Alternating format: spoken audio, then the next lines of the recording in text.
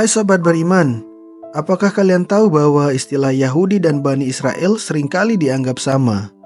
Tetapi, sebenarnya mereka memiliki makna yang sangat berbeda.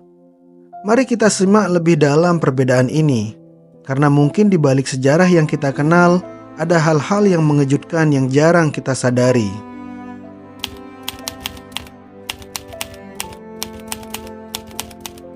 Hai sahabat beriman, semuanya berawal dari seorang nabi besar, yaitu Nabi Ibrahim alaihissalam. Nabi Ibrahim memiliki dua anak, Nabi Ismail dan Nabi Ishak. Dari keturunan Nabi Ishak, lahirlah Nabi Yakub yang dikenal dengan gelar Israel. Dari sinilah sebutan Bani Israel atau anak-anak Israel mulai dipakai. Bani Israel adalah keturunan langsung dari Nabi Yakub alaihissalam dan terdiri dari 12 suku yang menjadi cikal bakal bangsa besar. Hai sobat beriman, kisah ini berlanjut saat keturunan Bani Israel mengalami masa sulit di Mesir.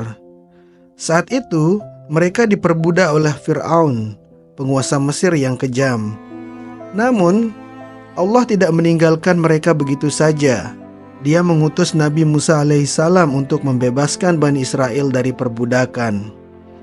Nabi Musa alaihissalam memimpin mereka dalam perjalanan panjang, meninggalkan Mesir untuk menuju tanah yang dijanjikan, yaitu Kanaan. Disinilah identitas Bani Israel mulai terbentuk sebagai sebuah bangsa yang khusus, namun masih dengan pengenalan mereka sebagai keturunan Yakub. Hai sobat beriman, tahukah kalian bahwa sebutan Yahudi mulai muncul setelah masa Nabi Musa?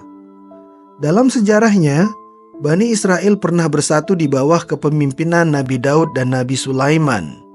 Namun setelah Nabi Sulaiman wafat, kerajaan mereka terpecah menjadi dua, kerajaan Israel di utara dan kerajaan Yehuda di selatan. Nama Yahudi berasal dari kata Yehuda, suku terbesar di kerajaan selatan.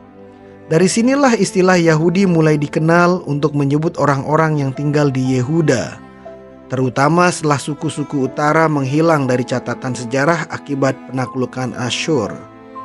Hai sobat beriman, kisah ini semakin menarik ketika Bani Israel, terutama dari suku Yehuda, ditawan dan diasingkan ke Babilonia. Disinilah agama Yahudi mulai mengalami perubahan signifikan. Para pemimpin mereka berusaha mempertahankan ajaran dan identitas mereka dengan menyusun kitab-kitab dan peraturan baru. Saat mereka akhirnya kembali ke tanah air mereka, mereka tidak lagi hanya dikenal sebagai Bani Israel, tapi sebagai penganut agama Yahudi. Perubahan ini menunjukkan bagaimana identitas keagamaan Yahudi mulai berkembang dari sekedar identitas kesukuan.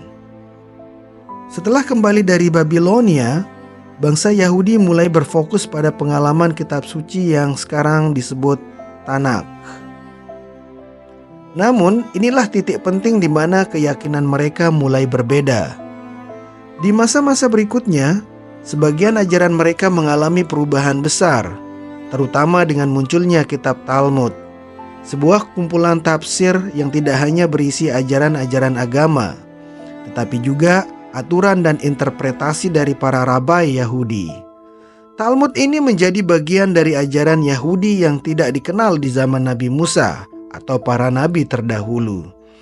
Dengan adanya kitab ini, muncul pembedaan jelas antara agama Yahudi dengan ajaran Nabi Musa yang asli. Hai sobat beriman, Nabi Isa alaihissalam diutus Allah. Beliau sebenarnya diutus untuk meluruskan ajaran Bani Israel yang sudah melenceng jauh. Nabi Isa menyerukan agar mereka kembali kepada ajaran asli Nabi Musa.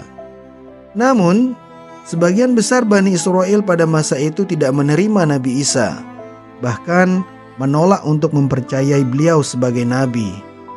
Disinilah muncul kelompok Yahudi yang semakin memperketat ajaran mereka, menolak perubahan, dan akhirnya tidak mengakui kerasulan Nabi Isa alaihissalam. Hai sobat beriman, inilah twist yang menarik. Menurut ajaran Islam, para nabi sejak Nabi Ibrahim hingga Nabi Muhammad SAW semuanya membawa ajaran tauhid yang sama. Namun, identitas Bani Israel dan Yahudi telah berubah sedemikian rupa sepanjang sejarah. Bani Israel adalah identitas kesukuan yang mewarisi janji-janji Allah yang melalui keturunan Yakub. Sementara Yahudi lebih mengacu kepada agama yang berkembang setelah masa pembuangan di Babilonia. Ketika Islam datang, Nabi Muhammad SAW mengajak semua umat termasuk keturunan Bani Israel kembali kepada ajaran tauhid yang murni. Hai sobat beriman, sekarang kita tahu bahwa Bani Israel dan Yahudi adalah dua konsep yang berbeda, meskipun memiliki asal yang sama. Bani Israel merujuk pada keturunan Yakub alaihissalam, sementara Yahudi berkembang sebagai agama yang diwariskan dan diubah oleh pemuka-pemuka agama di Babilonia. Kisah ini mengingatkan kita bahwa identitas yang sejati tidak hanya berdasarkan keturunan atau sekedar nama, tetapi melalui komitmen terhadap kebenaran yang dibawa oleh para nabi. Hai sobat beriman, semoga kisah perjalanan Bani Israel dan Yahudi ini menjadi pelajaran berharga bagi kita semua.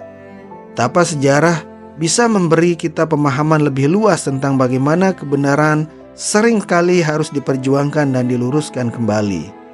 Tetaplah teguh dengan iman dan ajaran yang benar, karena itulah yang diwariskan oleh para nabi. Wassalamualaikum warahmatullahi wabarakatuh.